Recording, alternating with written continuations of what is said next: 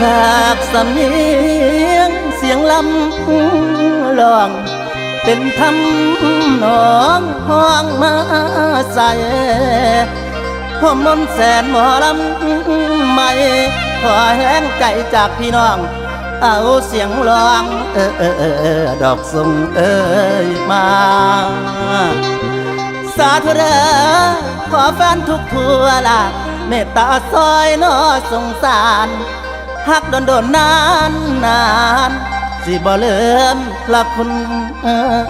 ทานหากมีงานโทรไปเอิ้นมักลำเตยลำเดินเพลงลูกทุ่งหรือลำลอง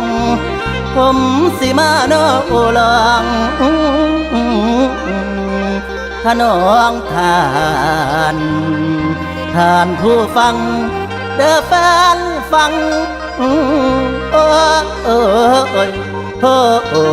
ยเด้อแฟนเด้อ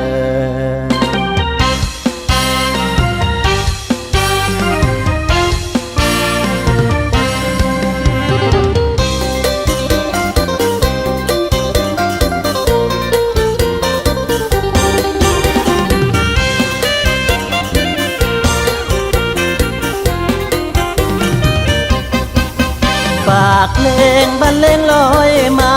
ไอ้หนุ่มบ้านนาส่งมาแทนน้ำใจ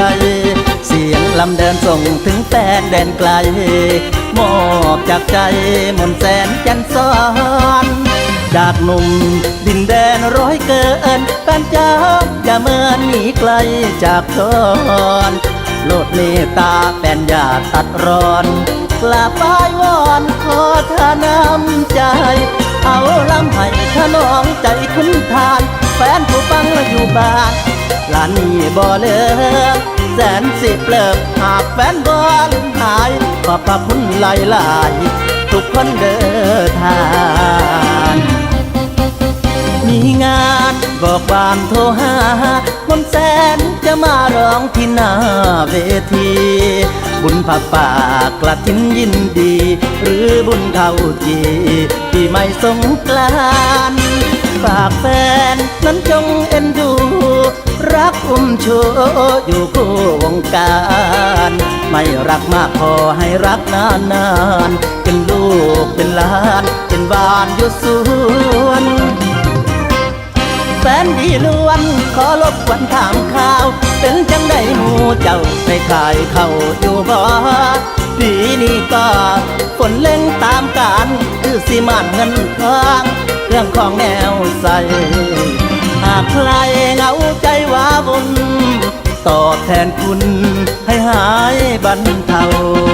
ฝากเสียงร้องลำเบาๆขอให้เจ้ามั่งมีสมหวังอย่ามีโรคภัยไข้ป่วยให้ร่ำรวยสุขีสุขขังขอให้โชคดีมีสตังค์หากคมดังจะไม่ลืมแฟนตาเนื้อใดที่สานไทยทุกบอนเทียให้ดังแน่ทอนหอนได้เพิ่งหาพ่อแม่ป่าหน้าเบ้าอาวหลานมนแสนมาวอนบ้านให้ซอยทา